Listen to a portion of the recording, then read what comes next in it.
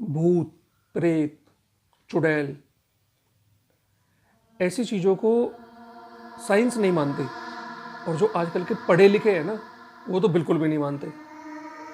तो क्या हो ऐसा कि अगर किसी डॉक्टर के साथ या किसी नर्स के साथ या किसी साइंटिस्ट के साथ ऐसा अनुभव हो,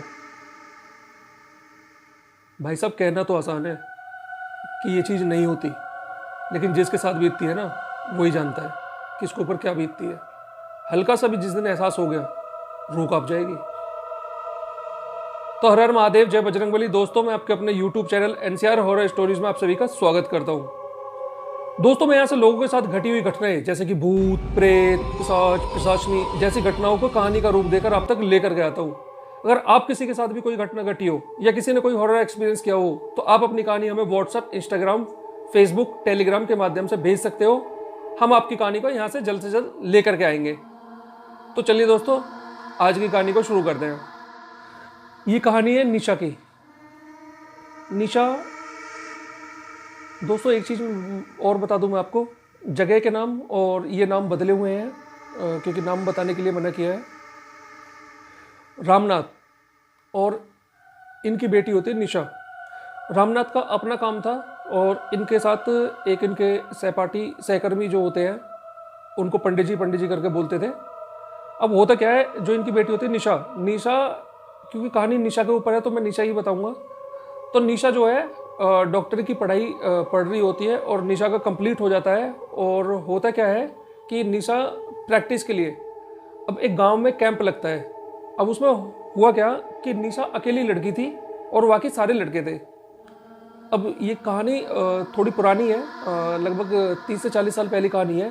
तो आप लोगों को पता ही होगा, गांव देहात में जो है ये होता है कि भाई लड़कों के साथ लड़की ना हो, लड़की के साथ लड़का ना हो, मतलब थोड़ा अजीब सा मानते हैं। आजकल के ज़माने में तो खैर सब कॉमन है, मतलब कोई फ़र्क नहीं है क्योंकि लोग बाग समझदार हो गए हैं। तो होता क्या है, निशा जो है, अब कैंप लगता है तो अब निशा परेशान कि मैं क्या करूं, अब मैं कैसे जाऊं, क्योंकि अब कैंप जिस गांव में लगता है भाई लड़के तो ये रह लेंगे, एक साथ रह लेंगे, अब मैं कैसे रहूँगी। अब होता क्या है, वो बताती है अपने पिता को कि पापा ऐसे ऐसे बात है, कैंप लग रहा है, मेरा जाना ज़रूरी है, तो मैं क्या करूं। और वो कहते हैं कि भाई बेटा ये तो प्रॉब्लम की बात है, लेकिन चलिए अभी समय है जाने में, तो करते हैं कुछ ना कुछ। अब होता क्या है, जो निशा के पिता जो होते हैं रामनाथ, उनके साथ जो पंडित जी थे जो काम करते थे, मतलब उनके साथ ही उनके जो सहकर्मी थे, अब वो अचानक से घर पे आ जाते हैं और बात चल रही होती है कि भाई उस गांव में कैंप लगना है। वो कहता है कि अरे वो तो मेरा गांव है। अब एकदम जो है निशा बड़ी खुश हो जाती है कि सच में अंकल, वो सच में आपका गांव है? हाँ हाँ बेटा, वो मेरा ही गांव है, क्या दिक्कत है बता। और वो निशा सारी बातें बताती है, ऐसे ऐसे कैंप लगेगा, मेरा जाना जरूरी है, मैं क्या करूँ, समझ नहीं पा रही कि मैं रहूँ कहाँ। कहता कोई दिक्कत नहीं है, तू बेटा जा वहाँ पे, और हमारे तो परिवार यहाँ आ गया, बाकी तो लोग वाग सब रहते ही हैं वहाँ पे, मेरे भाई भाभी सब लोग वहाँ पे रहते हैं, कोई दिक्कत नहीं है। वो फ़ोन कर देता है वहाँ पे और निशा अपना पैकिंग वगैरह कर लेती है जाने के लिए। अब निशा गांव में पहुँचती है।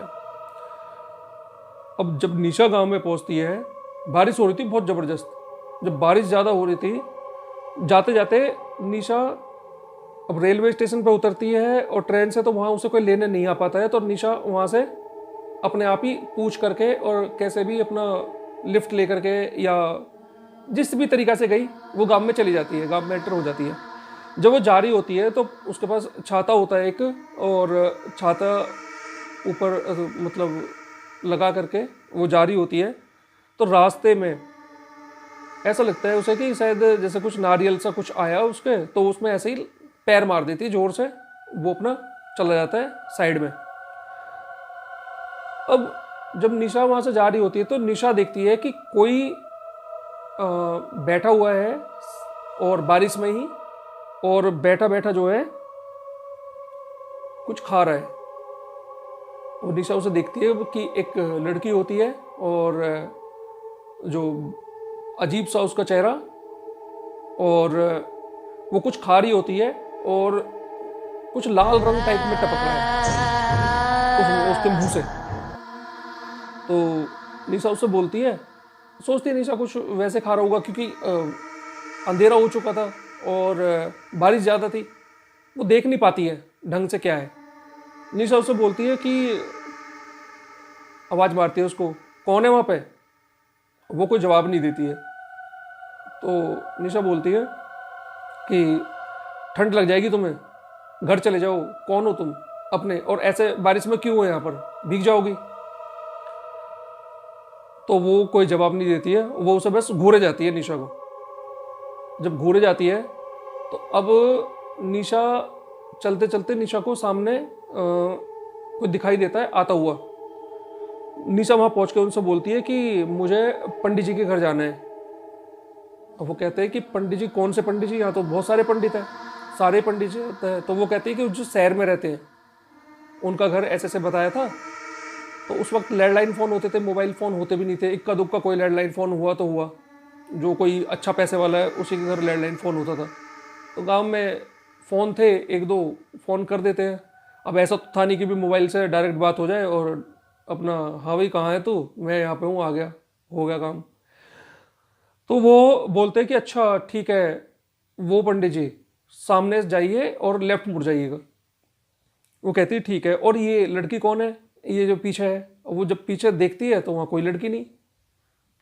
वो कहते हैं कि लड़की तो यहाँ तो कोई लड़की नहीं। कहते हैं अभी तो यहाँ पे एक लड़की थी, मैंने देखी है बैठी हुई।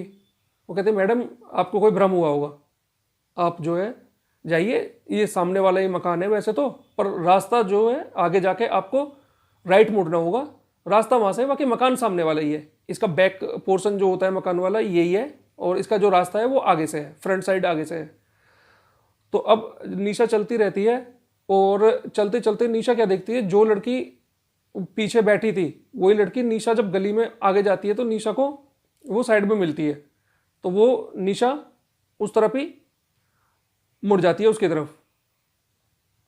अब सामने जो है एक हॉस्पिटल था बहुत पुराना, जो कि खंडर पड़ा था, खंडर जैसा एक वो था।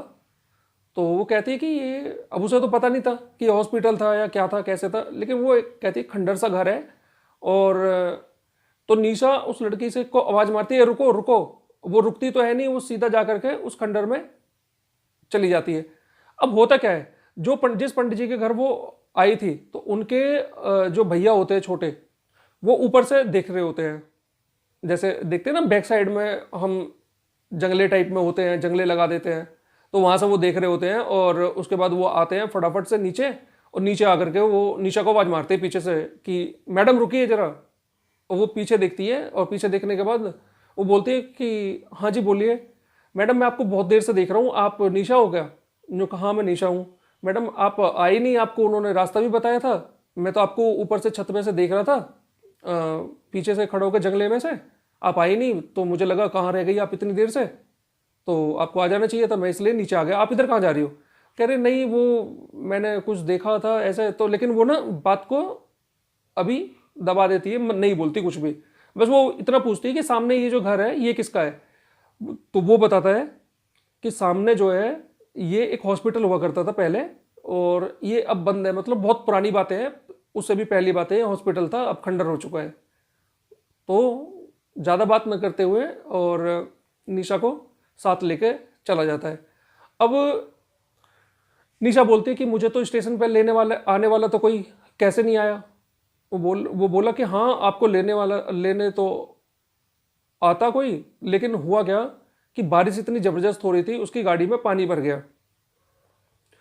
पहले तो इक्का दुक्का गाड़ी होती थी, वही एम्बेसडर की तरह जो पहले गाड़ियाँ होती थी, कभी उसी तरीके की गाड़ी थी, पानी भर गया। अब मिस्त्री इतने थे नहीं, तो गाड़ी वो ख़राब हो गई, तो इस वजह से वो आपको लेने नहीं आ पाया। से बोलता है कि कोई नहीं मैडम, आपके लिए सुबह गाड़ी आ जाएगी, और वो गाड़ी ठीक करवा ली है उसने, और आपको सही टाइम पे कैंप पहुंचा देंगे, और कैंप से आपको ले भी आएगा। आप अभी चलिए, मैं आपको आपका कमरा दिखा देता हूँ, और अभी आप चेंज कर लीजिए, और फिर मैं खाने की तैयारी करवाता हूँ। तो बोलती है हाँ हाँ ठीक है। वो हंस के जो है निशा चल देती है, वो चलने का इशारा करता है, तो वो निशा उसके पीछे पीछे चल देती है। वो निशा को कमरा दिखा देता है कि ठीक है, और वो बोलता है कि देखिए सामने जो है किचन है, किचन में मैंने आपके लिए दूध और कॉफ़ी ये सब रखवा दी है। आपको चाय बनाने का मन हो या कोई भी हो तो आप खुद से बना के पी सकती हो, और आप फ्रेश हो जाइए। तो मैं खाने के लिए, आप ये बता दीजिए खाना आप जो है मतलब हमारे साथ खाओगे या खाना यहीं पे लेके आए। तो निशा हंस के बोलती है, नहीं नहीं इतना वो नहीं है, मैं वहीं पे आपके साथ ही खा लूँगी, इस वजह से मैं भाभी जी से भी मिल लूँगी। तो वो हंसकर बोलते हैं ठीक है। तो होता क्या है, थोड़ी देर बाद वो तो चले जाते हैं।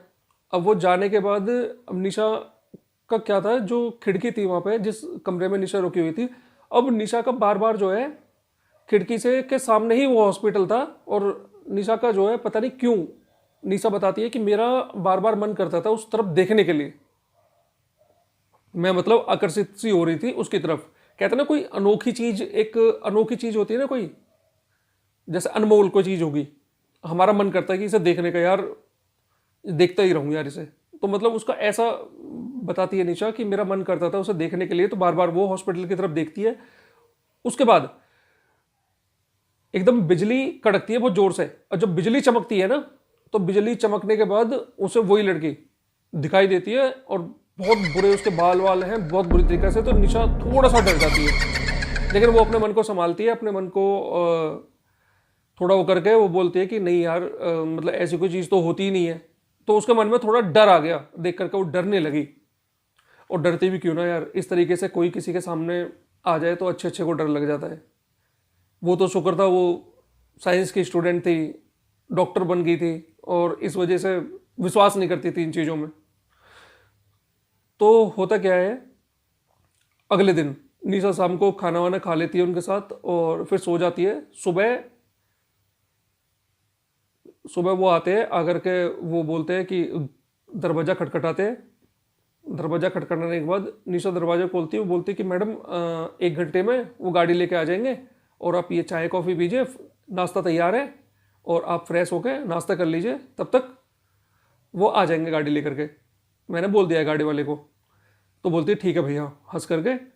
और अपना निशा तैयार हो जाती है, और तैयार होने के बाद वो वहाँ पे सुबह सुबह ब्रेकफास्ट करती है। ब्रेकफास्ट करने के बाद जो उनकी वाइफ होती है, जो वहाँ पे पंडित जी के जो भाई थे छोटे, उनकी वाइफ उनके लिए लंच भी पैक कर देती है। वो बोलती है कि मैडम ये लंच आप लेके जाइए, और बाहर से गाड़ी के हॉर्न की आवाज़ आती है।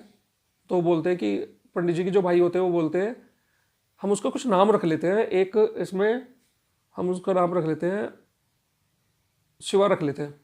तो शिवा जो होता है, शिवा बोलता है कि गाड़ी आ गई है आपकी। तो जब गाड़ी आ जाती है तो वो लंच देती है वो उनको। वो कहती है कि लंच आपने इतनी क्यों तकलीफ़ करी। वो कहती है तकलीफ़ की क्या बात है, आप हमारी मेहमान हो। तो शिवा और निशा बाहर आते हैं, बाहर आके गाड़ी में बैठ जाते हैं। शिवा बोलता है कि आप, मैं आगे उतर जाऊंगा, मुझे थोड़ा काम है, और आपको ये वहाँ ले जाएगा और शाम को लेके भी आएगा। और शिवा बोलता है कि यही है जो आपको कल आने वाला था स्टेशन पे, और गाड़ी ख़राब हो गई थी, आप इसी की वजह से लेट हो गई थी इतनी रात को। तो निशा भी हंस के बात को टाल देती है, कोई नहीं, हंस के छोड़ देती है। तो निशा जब वहाँ पे कैंप में जाती है, कैंप में जाने के बाद अब जब भी जैसे ही वहाँ से जाया करता था, जाने का रास्ता और आने का रास्ता, तो वो हॉस्पिटल बीच में ही पड़ता था।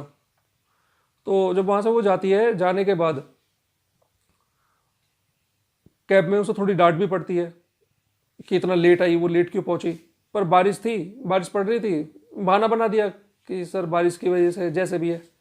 तो शाम को जब निशा वहाँ से आ रही होती है, तो फिर से वो हॉस्पिटल वहीं सामने ही था। तो वो पूछती है कि 1 मिनट रोको गाड़ी। वो गाड़ी रोक लेता है, बोलता है हाँ बताइए मैडम क्या हुआ, कि ये क्या है, ये घर किसका है। वो कहता है कि ये हॉस्पिटल है। तो निशा बोलती है हाँ हाँ मुझे रात बताया भी था शिवा ने, तो मुझे शिवा भैया ने बोला था कि ये हॉस्पिटल है, मैंने रात भी पूछा था लेकिन मैं भूल गई थी। वो कहते हैं कि ये कैसे यहाँ पे कब से पड़ा हुआ है। वो बोलता है मैडम ये तो खंडर है, और ये तो बहुत पहले से, हम तो छोटे छोटे थे तब से हम इसे ऐसा ही देख रहे हैं। तो कहते हैं कि यहाँ पे कोई रहता नहीं है क्या। कहते नहीं मैडम, मैंने बताया ना कि हम तो छोटे छोटे थे तब से हम इसको देख रहे हैं ऐसे ही। तो वो कहते हैं ठीक है, चले जाते हैं वो। अब होता क्या है, निशा खाना वाना खाती है, फ्रेश फ्रेश होकर खाना वाना खा के निशा सो जाती है। अब रात को निशा को अचानक ऐसा, मतलब निशा को लगता है, मतलब निशा सपना देख रही है। अभी सपने में क्या हो रहा है कि सामने से वही लड़की जो उसे दिखाई दी थी, वो लड़की आकर के और निशा का गला दबा रही है। निशा का गला दबा रही है जोर से, और निशा को पसीने आ रहे हैं बहुत ज्यादा, वो डर रही है बहुत ज्यादा, और निशा एकदम झटपटा के उठ जाती है। और निशा जो है डर जाती है बहुत बुरी। वो देखती है चारों तरफ कोई नहीं है, कह रहे ये तो सपना था। सपना कह करके वो फिर से पानी वानी पीती है, उठ के थोड़ा इधर उधर टहलती है, फिर उसका नज़र जाती है उस तरफ ही, हॉस्पिटल की तरफ। वो खिड़की लगा देती है, फिर सो जाती है वो। सोने के बाद फिर आधा घंटा होता है, आधा घंटा लगभग होता है, 2-2:30 बजे के करीब फिर से उसको मतलब ऐसा लगता है कि उसे कोई बुला रहा है, निशा निशा। तो मतलब इस तरीके से उसे आवाज़ महसूस होती है कि कोई निशा निशा बोल करके बुला रहे हैं। तो वो हड़बड़ा के उठती है, वो देखती है, और फिर से वो देखती है, कहती है तो फिर से सपना था, ये मुझे ऐसे सपने क्यों दिख रहे हैं। तो निशा देखती है कि सामने खिड़की खोलती है निशा, खिड़की में से फिर से वही लड़की उसे दिखाई दे रही है। तो निशा क्या करती है, निशा बोलती है आज मैं इसका पता लगा के ही रहूंगी ये है कौन। और निशा दरवाज़ा खोलती है, दरवाज़ा खोल के अब वो जो लड़की दिखती है निशा को, वो लड़की चलती जाती है। निशा कहती है, निशा उसके पीछे पीछे जाती रहती है, पीछे पीछे जाके निशा बोलती है ए रुको रुको 1 मिनट के लिए। वो रुकती तो है नहीं, वो चलती चलती। तो होता क्या है, जो हॉस्पिटल था वो चारों तरफ से सील था, जैसे मान के चलो सील बोले तो तार लगे होते हैं, चारों तरफ तार लगे हुए थे, और बोलते हैं ना चारों तरफ से बाउंड्री कर देते हैं तार लगा करके, इस तरीके से उसकी बाउंड्री हुई पड़ी थी। तो निशा देखती है कि ये लड़की जा रही है, और जाते जाते जब तारों से जो बाउंड्री होती है, तार कहीं से कुछ मतलब हटे नहीं होते, कोई रास्ता नहीं होता, वो उसमें से आर पार हो जाती है ऐसे ही। और अब निशा को डर लगने लगा है, अब निशा डरने लगी है बहुत ज़्यादा। कहती है ये क्या था। और फिर निशा कहती है कि अब मतलब निशा को पता है, महसूस हो गया है उसे कि कुछ ना कुछ गलत है, कुछ ना कुछ है, यानी कि कोई नेगेटिव एनर्जी है। लेकिन निशा ना मानने को तैयार नहीं है, डॉक्टर थी ना इसलिए मानने को तैयार नहीं थी। तो कहानी में मज़ा आ रहा है ना, तो दोस्तों लाइक कर दो यार वीडियो को, और प्लीज़ आपसे रिक्वेस्ट है चैनल को सब्सक्राइब भी कर लो भाई। जो पहली बार आए हैं चैनल पर सब्सक्राइब कर लीजिए, और अच्छी लग रही है स्टोरी तो लाइक कर दीजिए और शेयर कीजिए। और कोई पसंद नहीं आया कुछ भी तो, या कोई चेंजेस चाहते हो आप लोग, तो कमेंट करके बताइए। मैं एक बात और बता दूं आप लोगों को, मुझे कमेंट्स आ रहे थे कि भैया कहानी थोड़ा तेज़ सुनाया करो यार। अगर कुछ कमेंट आए कि भैया कहानी तेज़ सुनाया करो, कुछ कमेंट आए भाई धीरे से कहानी सुनाया करो, आप धीरे धीरे सुनाते हो सही लगता है, तेज़ मत सुनाया करो ज़्यादा। तो भाई मैं एक काम करता हूँ, ना मैं तेज़ सुनाता हूँ, ना मैं ज़्यादा फास्ट सुनाऊंगा, ना मैं आराम से सुनाऊंगा, मीडियम रख लेता हूँ। इसका सॉल्यूशन ये है कि जिसको लगता है कि मैं आराम से सुना रहा हूँ तो आप फॉरवर्ड करके सुन लीजिए, फास्ट फॉरवर्ड पे लगा के सुन लीजिए। और इसको लगता है मैं ज़्यादा तेज़ सुना रहा हूँ तो वो कम करके सुन लीजिए। कम, जिसको कम लगता है वो तेज़ कर लीजिए, जिसको तेज़ लगता है वो कम कर लीजिए।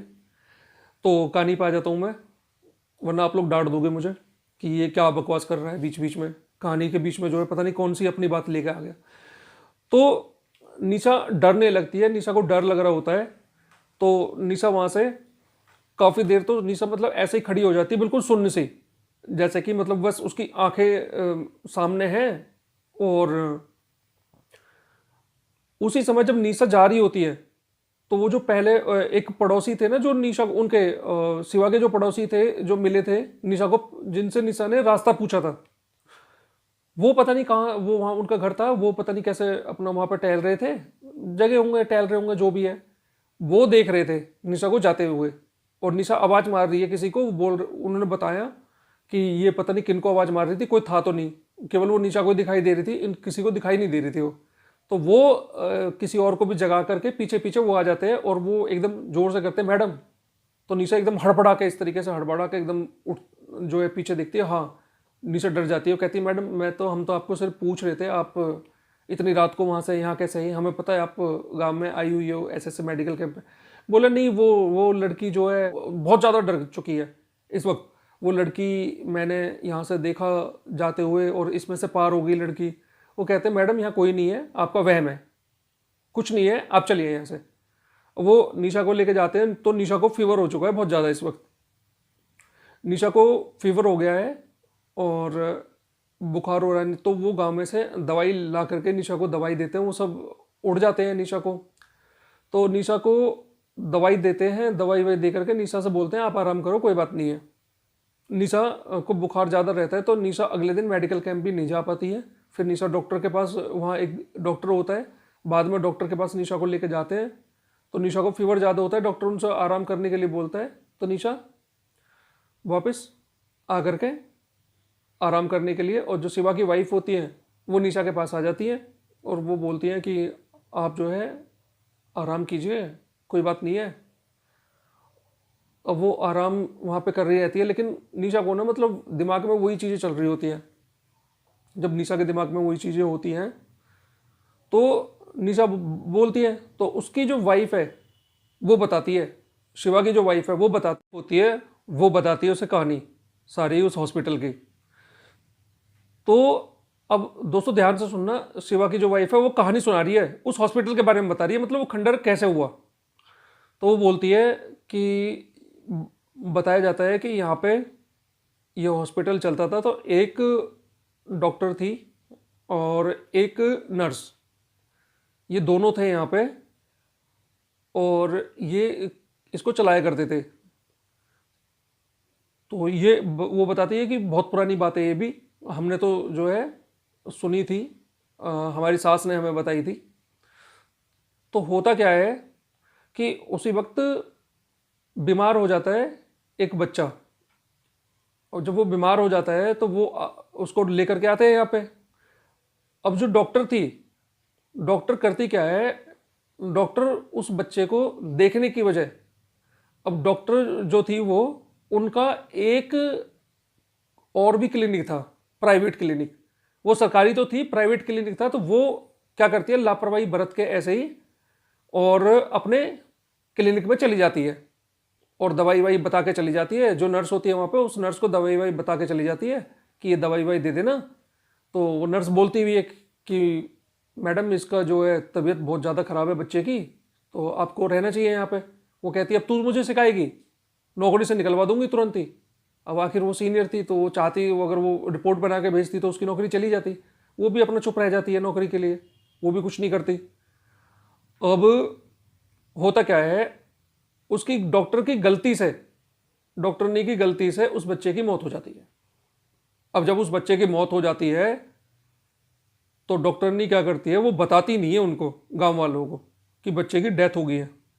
और बच्चे को वहीं पे कि अभी इलाज चल रहा है, ये चल रहा है, वो चल रहा है, और ऐसी घुमा फिरा के बात बताती रहती है ऐसी कुछ भी। और वो बोलती है वहाँ से, मतलब निकल के भागने लगती है।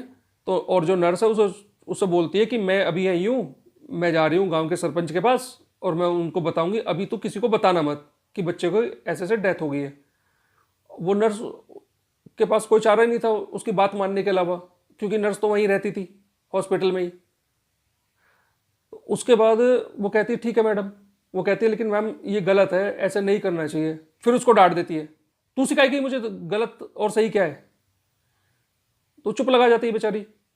तो होता क्या है कि जब वो देखते हैं वहाँ पे और गांव वाले आते हैं, गांव वाले, अब वो निकल के वहाँ से भाग जाती है डॉक्टरनी उसको छोड़ करके। तो गांव वालों को हल्का हल्का महसूस हो जाता है और गांव वाले जो गांव की जो भीड़ होती है वो पूरी की पूरी दरवाजे को तोड़ के अंदर आ जाती है और देखती है कि, वो बोलती है बच्चा कहाँ है हमारा। वो नर्स डर रही होती है बहुत ज़्यादा, डरने के बाद वो बोल देती है कि ठीक है भाई ऐसे ऐसे बच्चा ये है, और डरते डरते वो सारी बातें बताती है।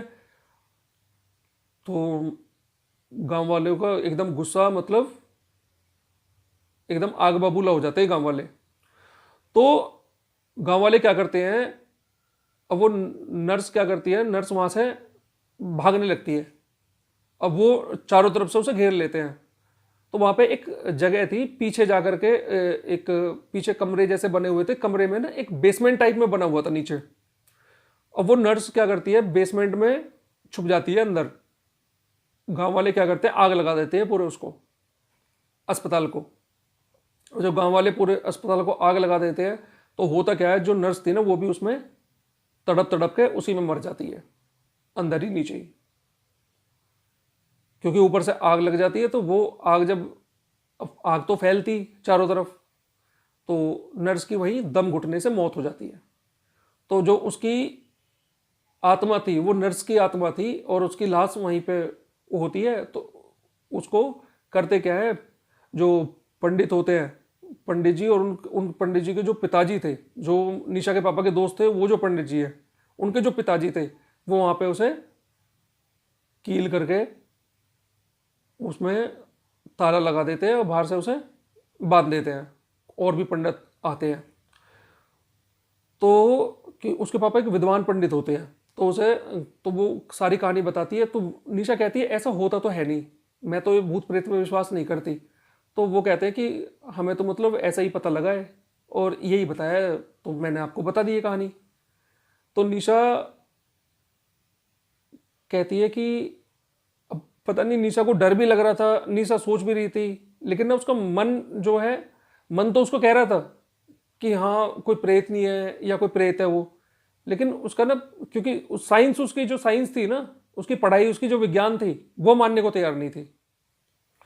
तो अब निशा बड़ी उसमें फंस जाती है कि मैं क्या करूं। और फिर से जो है वो बोलती है, शाम हो जाती है, शाम होने के बाद निशा थोड़ा बहुत खाना खाती है और फिर वो अपने घर चली जाती है। शिवा की जो वाइफ है, निशा फिर सो जाती है। फिर रात को ऐसा ही होता है, फिर उसको आवाज़ आती है, निशा, निशा, निशा।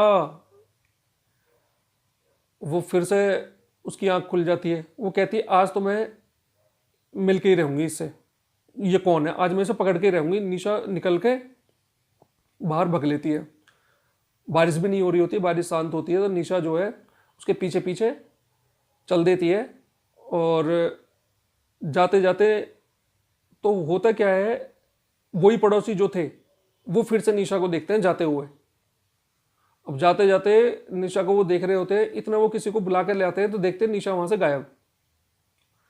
और निशा चलती चलती अंदर उसके पीछे पीछे जाती है और वो उसी हॉस्पिटल में निशा एंटर हो जाती है। जब उस हॉस्पिटल में निशा अंदर चली जाती है, तो था क्या कहानी में, अब वो गांव वाले जो थे, वो जो देख रहे थे, पड़ोसी जो थे, अब उन्होंने बताया, और बता करके कि वो तो शायद मैडम जो है दिखाई नहीं दे रही, मैडम शायद अंदर चलेगी, मैंने यहाँ तक मैडम को देखा था आते हुए। तो पहले जो हमारे बड़े बुजुर्ग जो लोग थे, पहले देख लिया करते थे कि यहाँ तक पैर छप रहे हैं, भाई पैरों के निशान कहाँ तक है, तो वो बता दिया करते थे कि पैरों के निशान देख करके कि हाँ यहाँ से कोई गया है या यहाँ से कोई आया है या किस तरफ गया। तो जब वो पैरों के निशान देखते हैं, पैरों के निशान सीधे हॉस्पिटल के अंदर जा रहे हैं, और हॉस्पिटल की जो तार बंधे हुए थे वहां से वो कटे हुए हैं, तार हटे हुए हैं। अब की बार जब देखते हैं वो तार हटे हुए हैं यहाँ से, तो गांव वाले इकट्ठे हो जाते हैं। इकट्ठे होने के बाद अब सब डर रहे थे अंदर कौन जाए। वो देखते हैं उधर जो पंडित जी के पिताजी ने जो वो किया था, शिवा के पिताजी भी वही हुए, जाहिर सी बात है क्योंकि भाई था उसका। तो देखते हैं कि वो तो सब कुछ हटा हुआ है वहां से, वो जो ताला जो लगाया रखा था उसमें वो सब हटा हुआ है। एक कवच जो लगा रखा था, वो कवच वही था जो निशा के पैरों में लगा था जिस दिन निशा आई थी पहले दिन, फर्स्ट डे, जो उन्होंने नारियल समझ के पैर मारा था, वही कवच था वो। तो वो कवच हट चुका होता है वहां से। अब सब डरने लगते हैं कि कवच हट गया, अब से फिर से जो है उसका आतंक शुरू हो जाएगा। अब सब गांव वाले इकट्ठे हो जाते हैं। गांव वाले इकट्ठे होने के बाद अब उसके अंदर दो तीन लड़के होते हैं, वो कहते हैं कि भाई चलो यार देखना है, मैडम को तो बचाना ही है कैसे भी करके। जब वो, एक तो वो ड्राइवर, एक शिवा और शिवा के कुछ और दोस्त होते हैं, वो अंदर चल देते हैं हिम्मत करके। जब वो हिम्मत करके अंदर चल देते हैं तो देखते क्या है कि वही जो नर्स थी वो चुड़ैल के रूप में है, बहुत भयंकर वो, और वो निशा को पकड़ के तो दीवार पे चल रही है, दीवार पे चढ़ रही है। सोच के देखो वो कैसा मंजर होगा, सबकी रूह कांप गई होंगी इस मंजर को देख करके। मैं तो सुना रहा हूँ कहानी, तो मुझे ही मतलब ये लग रहा है, अगर मैं फील कर रहा हूँ इस चीज़ को, तो मतलब मुझे ये लग रहा है कि कैसा मंजर होगा। तभी तो बोलता हूँ कहना आसान है, आप लोग कमेंट में बोल देते हो कोई भूत वूत नहीं होता। भाई कहना आसान है, लेकिन जिसके ऊपर बीतती है ना वही जानता है कि क्या बोलूँ मैं आप लोगों से। कुछ आप लोगों से बोलूँगा तब भी आप लोग यही समझोगे कि भाई ये तो कहता ही है, इसका तो काम ही है कहने का। तो उसके बाद नर्स की जो प्रेत आत्मा होती है वो बोलती है आज तो मैं तुझे मार के ही चैन लूंगी, उस समय तो तू निकल गई थी, अब देखती हूँ तुझे कौन बचाता है। अब गांव वाले तो आखिर भाई आम इंसान थे, वो करते भी क्या, एक सामने चुड़ैल दिख रही है, प्रेत दिख रहा है, तो भैया उनके आगे चलती नहीं है किसी की भी, चाहे कोई भी हो। अच्छे अच्छे पंडित, अच्छे अच्छे तांत्रिक देखे मैंने भागते हुए। तो भैया होता क्या है, तभी वो शिवा बोलता है कि जो बराबर में पंडित जी हैं मंदिर में, उनको बुला के लाओ। वो जाते हैं, पंडित जी को बुला के लाते हैं। तब वो पंडित जी जैसे ही आते हैं तब तक देखते हैं कि वहाँ से निशा भी गायब है, और वो जो नर्स है, यानी कि नर्स का जो प्रेत है या जो भी कुछ है न, वो भी गायब है वहाँ से। अब सब देख करके हैरान कि सब कहाँ गए। सामने जो कमरा था वहाँ से आवाज़ें कुछ आ रही होती है, लेकिन किसी की हिम्मत नहीं पड़ती जाने की। सबको पता लग जाता है क्योंकि घसीटने के निशान होते हैं, ये सबको दिख जाता है कि घसीटने के निशान हैं, और तो वो सब समझ जाते हैं कि हाँ उस कमरे में लेकर गई है। अब जो पंडित जी आते हैं, पंडित जी बोलते हैं कि अगर मुझे और भी जो है 2 पंडित मुझे और भी चाहिए, क्योंकि मैं अकेला इसको अपने काबू में नहीं कर सकता। ये बहुत यानी कि बहुत पहले से, यानी कि बहुत चुड़ैल, यानी कि प्रेत योनि में, प्रेत अवस्था में इसकी उम्र बहुत ज़्यादा हो चुकी है, यानी कि बहुत ताकतवर है, मैं इसको अकेला नहीं रोक सकता। तो पुजारी जी जब ये बात बोलते हैं कि मुझे 2 और पंडित, पुजारी 2 और चाहिएंगे, अगर आप लाते हो, तो शिवा फटाफट से क्या बोलता है कि हाँ ठीक है, जो पड़ोस वाले गांव के हैं, और वो उनको ले आते हैं। तो पुजारी जी जो बोलते हैं, पुजारी जी कहते हैं तुम एक काम करो, तुम उनको मत लेके आओ, फलाना फलाना कोई गांव बताते हैं, 4-5 किलोमीटर दूरी पे गांव है, जो वो पंडित जी हैं उस वाले मंदिर में जो हैं पुजारी जी, तुम उनको ले आओ। तो वो ऐसा ही करते हैं। तब तक गांव वाले वहाँ रहते हैं, औरतें बच्चों को, क्योंकि सब लोगों की भीड़ हो गई थी वहाँ पे, तो वो कहते हैं कि औरतें बच्चे सब चले जाओ, और पुजारी जी वहीं रहते हैं। वो उनको बुला के लाते हैं। वो जाते, ये भी किस्मत बढ़िया थी, वो भी वहीं मिल गई, कहीं गए नहीं थे। तो वो उनको वहाँ से गाड़ी में बैठा के लाते हैं। गाड़ी में बैठाने के लाने के बाद वो आते हैं, उनको सारी कहानी बताई जाती है। बताई क्या जाती है, वो एक दिव्य पुरुष थे, महात्मा थे वो। उनको अपने आप ही अंदेशा हो जाता है कि हाँ यहाँ पे क्या हुआ है। वो अपनी आंखें बंद करते हैं, आंखें बंद करके, और वो जो दीवार है, वो जब वो अंदर जाने लगते हैं तो वो मना करते हैं अंदर मत जाओ, लेकिन वो हाथ से इशारा कर देते कोई बात नहीं। एक हाथ में उनकी माला होती है, और जब वो उसके अंदर बढ़ते हैं तो वहाँ बहुत गंदी स्मेल आती है बुरी तरीके से। तो वो एक गमछा सा होता है उनके पास, उससे अपने मतलब मुंह को ढक लेते हैं, और वो हाथ लगा करके जिस पे वो प्रेतनी चढ़ रही थी निशा को लेकर के, तो वहाँ पे हाथ लगा के आंख बंद करते हैं, तो सारी चीज़ें उन्हें पता लग जाती है यहाँ पे क्या हुआ है क्या नहीं हुआ। सारी चीज़ें देख लेते हैं। देखने के बाद अब वो बोलते हैं कि मुझे 4-5 लड़के आओ गांव के, ठीक ठाक से जरूरत पड़ सकती है। क्योंकि वो तो कि मैं तो बुजुर्ग हूँ भाई, अगर मान के चलो जरूरत पड़ गई तो मैं कैसे करूँगा। तो हिम्मत करके 4-5 लड़के आते हैं। आने के बाद जब जाते हैं सीधे, तो आँख बंद करके पंडित जी, पता नहीं उनके हाथ में कुछ होता है, हालांकि बताया, लेकिन मैं नहीं बताने के लिए भी मना किया, और ऐसी चीज़ें बताई भी नहीं जाती। फिर यार वही है ना कि कभी कहाँ कुछ ऐसा कहीं हो जाए तो आप लोग फिर वही ना ट्राई ना खेलने लगो, इसलिए। चलिए मैं बता देता हूँ। उसमें सरसों के दाने होते हैं उसके हाथ में, और वो सरसों के दाने वहाँ डालते हैं, और डालते डालते वो अपने आप सीधे उसी कमरे में चले जाते हैं जहाँ पे वो चुड़ैल छुपी हुई थी। अब उस कमरे में देखते क्या है, उस कमरे में चारों तरफ से टूटा फूटा और चारों तरफ से जला हुआ पड़ा है बहुत बुरी तरीके से, और बहुत गंदी स्मेल आ रही है उसमें, जैसे कोई सड़ गया हो। तो अब चारों तरफ देखते हैं, वहां कोई दिखाई नहीं देता।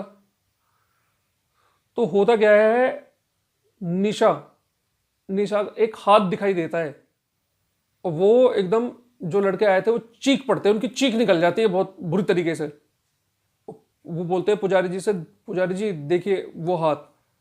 अब पुजारी जी फटाफट से जो है कहते हैं जल्दी खोदो इसको। अब वो डर रहे हैं, वो जाए ना वहां पे। पुजारी जी कहते हैं खोदो इसको जल्दी से, ये निशा है, यानी कि ये वो लड़की है। तो वो फटाफट से उसको खोदते हैं, आराम आराम से खोदने के बाद वो निकालते हैं, देखते हैं, और उसको निकाल लेते हैं वो वहां से। और तभी जब उसे निकालते हैं तो वहां पे नीचे जगह बनी हुई थी, यानी कि जैसे बेसमेंट टाइप में बना हुआ था। और फिर पुजारी जी कुछ मंत्र वगैरह पढ़ते हैं, और वो आ जाती है, और आकर के एकदम चिल्ला के बोलती है कि तू बचाएगा इसे, मैं नहीं छोड़ूंगी इसे, इसने मेरे साथ ऐसा ऐसा किया था। तो पुजारी जी बोलते हैं कि नहीं, ये वो नहीं है जो तू ये समझ रही है, ये वो डॉक्टरनी नहीं है, ये तो बेचारी कोई लड़की है, ये तो तेरी तरह मासूम है। और वो बोलती है नहीं, मैं नहीं छोड़ूंगी, मेरे साथ बुरा हुआ है, मैं बुरा करके। तो पुजारी जी कहते हैं कि देख बेटा, अगर तेरे साथ बुरा हुआ है, तेरे साथ मानता हूं तेरे साथ गलत हुआ है, तेरे साथ बुरा हुआ है, लेकिन तुझे भी किसी को ऐसा करने का कोई हक नहीं है। और तू ध्यान से देख, ये वो डॉक्टरनी नहीं है जो तेरी सीनियर थी। अब ये चीज वो बोल करके, अब वो मतलब कहते हैं ना, कुछ अच्छी प्रेत आत्मा भी होती है, तो कह सकते हैं कि अच्छी प्रेत आत्मा में उसकी गिनती थी, और क्योंकि वो तो इसी भ्रम में थी। तो उसके बाद वो बताते हैं, अब पुजारी जी समझ जाते हैं। पुजारी जी उसको कुछ फट्टे लकड़ी ऐसे जली हुई पड़ी हुई थी, उनको सबको हटवा करके, और वो जो छोटा सा बेसमेंट सा हल्का सा जो बना हुआ था स्टोर रूम टाइप में, वहां पे देखते हैं वहां पे कंकाल पड़ा होता है एक। तो उस कंकाल को लाते हैं और विधि विधान से उसका अंतिम संस्कार करते हैं। अंतिम संस्कार करने के बाद और वो फिर हमेशा हमेशा के लिए उसकी आत्मा वहां से चली जाती है। अब आती है निशा की बारी। निशा की आंखें खुलती है, निशा को दर्द हो रहा होता है, पता लगता है निशा को कि उसकी हड्डियां टूट गई हैं 2-3। और निशा को 3 दिन बाद निशा को होश आया है। निशा अपने आप को हॉस्पिटल में देखती है, निशा देखती है निशा के पापा सामने खड़े हुए हैं। निशा के पापा निशा की आंखें खोलती है, निशा को देख कर हल्का सा मुस्कुराते हैं, निशा भी हंस देती है। और निशा के पापा पूछते हैं बेटी तुम कैसी हो, ठीक हो? तो निशा ठीक होती है। तो ये कहानी जो है हमें निशा ने ही बताई थी, और आशा करता हूँ मैं कहानी अच्छी तरीके से सुना पाया हूँगा। तो दोस्तों अब आ जाते हैं कुछ सवालों पर, जो सवाल मुझे भेजे गए हैं। पहला सवाल हमें भेजा है जैस्मिन ने, गोवा से। मुझे रात में भयानक भयानक सपने दिखते हैं, मुझे रात में भयानक सपने दिखते हैं, मैं क्या करूं? मुझे डर लगता है, कहीं किसी ने मेरे ऊपर कोई टोटका तो नहीं करवाया? नहीं, ऐसा कुछ नहीं है। अगर आपको भयानक सपने दिख रहे हैं, आपको बुरे सपने दिख रहे हैं, तो आपके ऊपर किसी ने टोटका करवा रखा है, टोटका करवा रखा है। जरूरी नहीं है कि ऐसा किसी ने करवा ही रखा हो। मैं आपको एक छोटी सी बात बताता हूँ, और ये तो हमारे बड़े बुजुर्ग सब बताते हैं। तो आप जैस्मिन जी क्या कीजिए, आप सोने से पहले ना, पहले अपने हाथ पैर मुंह धुल लीजिए। और एक जो मेन बात है वो ये है, जब आप सोते हो या कोई भी सोते वक्त जिसको भी बुरे सपने आते हैं, आप सोने के टाइम क्या करो, आप हनुमान जी का नाम लीजिए, बजरंग बली का नाम लीजिए। आप बजरंग बली का नाम लेते हुए, या श्री हनुमंते नमः, श्री हनुमंते नमः, इस तरीके से आप करने के बाद, और अपने आंख बंद करके हनुमान जी की तस्वीर अपने आंख बंद करके और हनुमान जी का नाम लेके बजरंगबली के नाम के बाद बजरंगबली की तस्वीर अपने मन में ला करके तब आप सोइए। आपको कभी भी डरावने सपने नहीं आएंगे और आपको अच्छी नींद आएगी और अच्छे ही सपने आएंगे। अगला सवाल है, नाम नहीं लिखा हुआ है यार। मेरी आपसे अनुरोध है, जब आप सवाल लिख के भेजा करो व्हाट्सएप पे या कमेंट्स में कहीं भी, तो आप अपना नाम और जगह का नाम प्लीज जरूर लिखिएगा। नाम नहीं लिखा हुआ है। सवाल है, अगर किसी के ऊपर कोई टोना टोटका करवा रखा हो तो कैसे पता करें? अगर देखिए, मैं कोई मतलब बाबा या तो कोई तांत्रिक या ऐसी चीज मैं कुछ जानता नहीं हूँ कुछ भी। आप लोग मुझे सवाल भेजते हो, मैं पता करता हूँ और जो कुछ विद्वान लोग होते हैं उन्हीं से मैं पूछता हूँ, उन्हीं से पूछ के जो है आप लोगों को जवाब देता हूँ। किसी ने कोई टोटका वगैरह आपके ऊपर किया हो तो आप देखिए, आप या तो बीमार रहोगे या आप बीमार रहोगे या आपकी तबीयत खराब होगी बार बार, और डॉक्टर के पास जाओगे पता लगेगा आप को कोई बीमारी नहीं है। और जब आपको लगता है इस तरीके से कि हाँ आपके साथ ऐसा हो रहा है कि और घर में आर्थिक तंगी हो रही है, एक ठीक होता है दूसरा बीमार हो जाता है, दूसरा बीमार होता है तीसरा ठीक हो जाता है, घर में फैमिली मेंबर्स में अगर ऐसा हो रहा है तो फिर जरूर आप समझिए आपके ऊपर या आप किसी के ऊपर किसी ने कुछ करवाया हुआ है।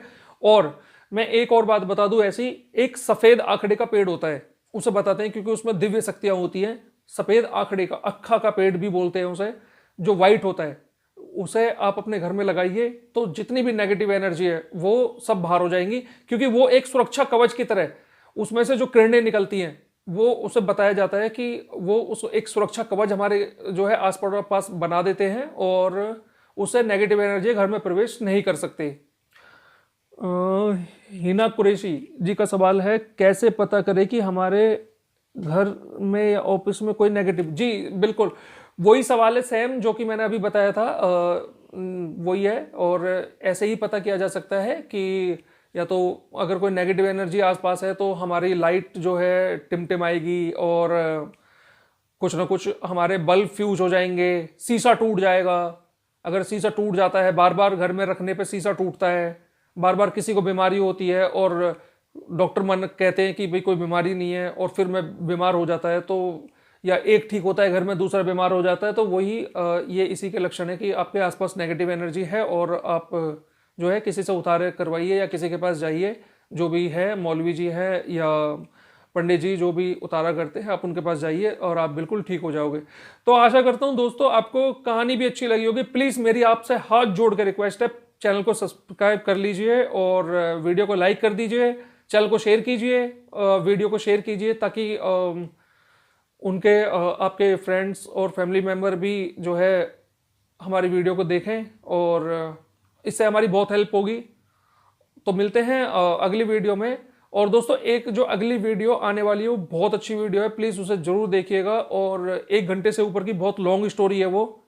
मुझे कुछ कमेंट्स भी आए थे कि भाई लॉन्ग स्टोरी, भैया आप लॉन्ग स्टोरी कीजिए, लॉन्ग स्टोरी डालिए, आप छोटी स्टोरी डालते हो। तो आई थिंक ये भी लंबी होगी, लेकिन वो 1 घंटे से ऊपर की है। तो मिलते हैं अगली वीडियो में। हर हर महादेव, जय बजरंगबली, गुड नाइट।